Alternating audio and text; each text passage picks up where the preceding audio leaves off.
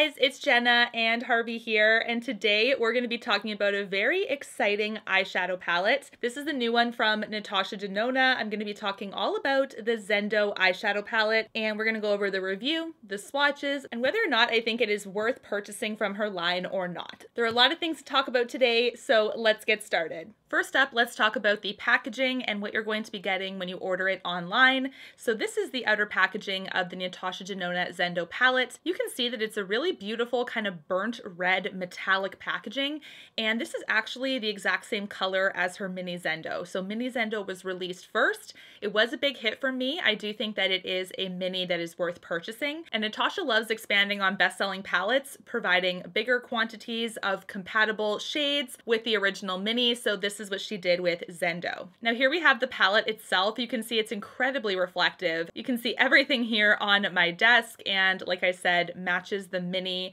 with regards to the metallicness of the packaging and the color of it. This packaging is a hard plastic, and because it does have that really beautiful sheeniness, it is going to transfer fingerprint marks. So when you actually handle with the palette, you'll eventually build that up as you carry it around and hold on to it, open it up and close it, things like that. So just know that it is a little bit of a pain, but it doesn't take away, in my opinion, from the overall luxury feeling of this palette. I just think that it is a nice touch packaging wise. I believe Natasha's inspiration was basically to try to hit all of the elements of the earth and like just capture nature as a whole. And she has decided to construct this palette on one side being warm and one side being cooler. So you can see it right here close up. You can see how on the left side it is significantly warmer than the right side. And when it comes to the number of shades per side, there are more warm shades compared to cool shades. There actually are quite a few of Natasha Denona's formulations in this palette, so let's talk about that next. The first row we have here, we have Mindful on the top left, and this is actually a cream to powder formulation. Then we have Luster, which is a metallic,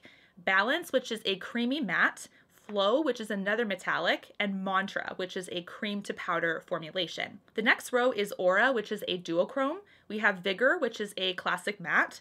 We have Relief, which is another cream to powder. Equilibrium is a metallic, and Breath is also a cream to powder. The last row is Sense, which is a metallic, Tranquil, which is a metallic, Calm, which is a cream to powder once again, Yama, which is a duochrome, and Zeal, which is a classic matte. This palette here is a midi size from Natasha Denona, which in my opinion is an awesome choice for this color story. We do have the warm tone gals that are covered, and we have the ones that want just pops of color but don't want a complete palette of color covered as well in this one. And the price point of the midi just can't be beat.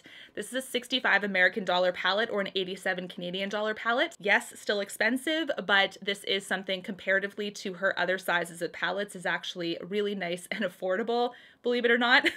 This palette is available now at Sephora, Sephora Canada, Natasha Denona's website. If you are Canadian like myself and you're ordering from Natasha Denona's website, just know that because these palettes are made in Italy, you are going to get a significant customs charge. That is something I've always encountered no matter what. Sometimes there's retailers that will charge you and sometimes they won't.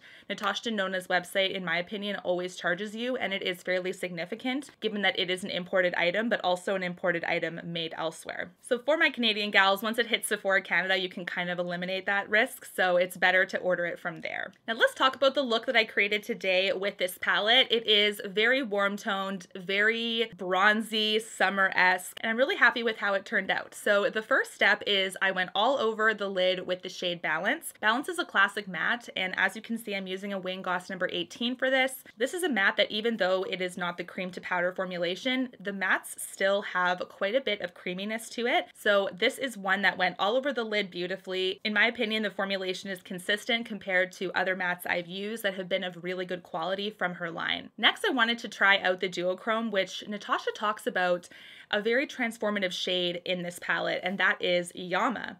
So Yama is actually more so a topper shade. It's actually right here on the bottom. And this is one that I wanted to basically transform my entire look by layering this one over top of Balance. So that's the next step that I did. And knowing that it's a duochrome with quite a bit of a metallic finish, I really wanted to apply it with my finger. Basically, this was my way to ensure that we had a really high pigment payoff with this shade.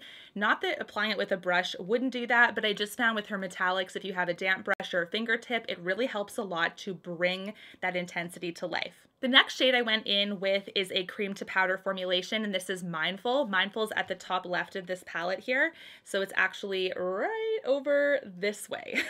So a couple tips about the cream to powder formulation from Natasha. Do make sure that you are getting more of a denser brush when you're applying these shades. Very, very important, because I do find if you have a looser, fluffier brush, it will tend to not translate as well on the lid. It's almost like a denser brush will really help pick up that pigment. When you are using her cream to powder formulation or palettes that consist of some shades with this formulation, it's important to close the palette once you're done with it and to store it right away.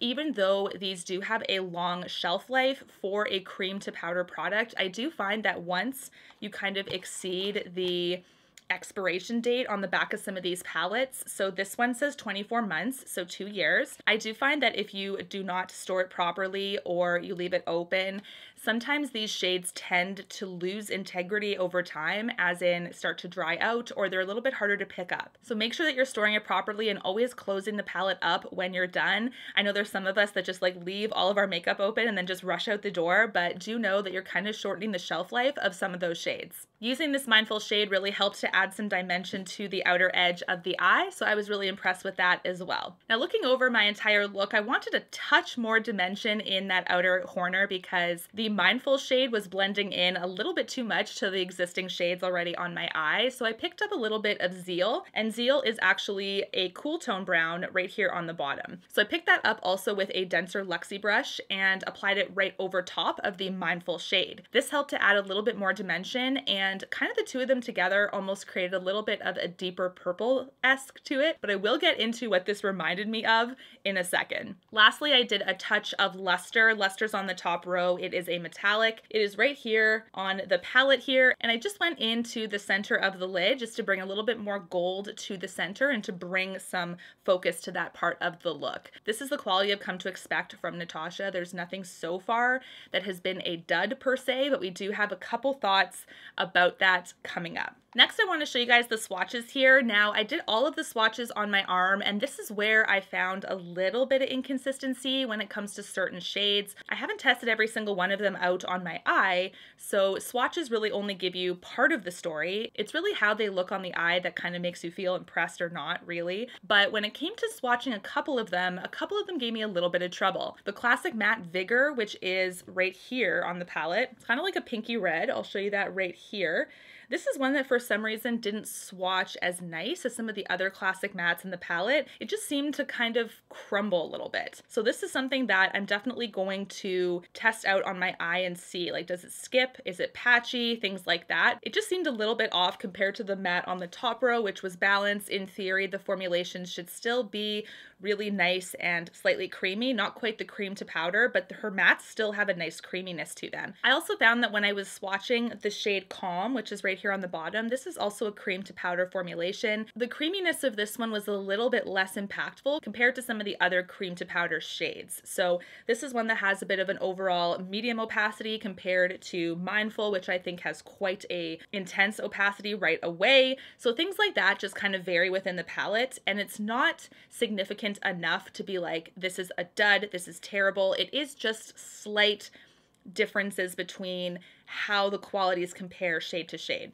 Overall, though, I absolutely love how the swatches look together. I love how there's the warm meets the cool. This is kind of how nature works, which makes sense given the inspiration behind the palette. And for someone like me, I do have a very heavy preference to warm tones, to the types of shades that are on the left side of this palette. So when I feel bold and I want to dip into some color, these are some beautiful shades to really intensify and to just express yourself. And I also think that they're not terribly bright or neon colors because they have the elements of the earth. They're very wearable still, if that makes sense. So this palette is really nice with the blending of the two worlds there. Now, when it comes to similarities, to comparisons, here's kind of my thoughts on this, you guys. There's lots of people saying that there's, you know, a lot of very similar shades kind of running through her palettes now.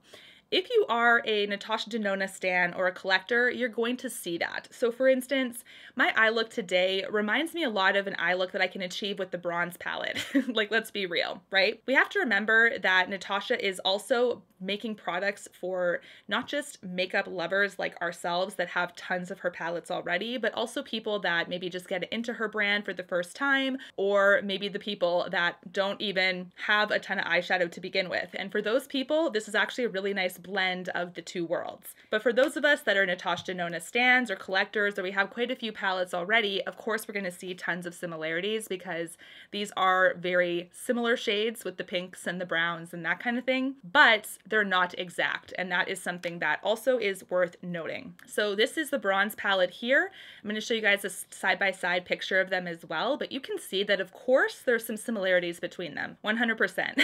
There's no denying that. But what I have found with Natasha is that even though you are getting some similar vibes palette to palette, she actually does a good job of not duplicating shades exactly palette over palette. So that is also something that does please those of us that are makeup fans that are just, you know, the ride or die eyeshadow collectors. So I think she's kind of aware of that, you know, people that collect her palettes. You are getting some beautiful warm tone and neutral shades, and then you're getting some really nice pops of color here without having to purchase two palettes for that. Also, of course, my thoughts on the midi price. You guys know that I love this. The only midi palette that hasn't worked out for me is the Love palette actually, but all the other ones I've tried have been actually really consistent, and for a decreased price point, keeping the quality the same is phenomenal. There's some brands that don't do that, so that is something that I also really appreciate. Quality is definitely there with this one. Of course, there's some minor discrepancies if you're kind of nitpicking, but what do you guys think of this palette overall? What are your thoughts? Do let me know down below. If you have any other questions, I'd be happy to answer them. And until my next one, guys, take care and stay safe. Bye, guys.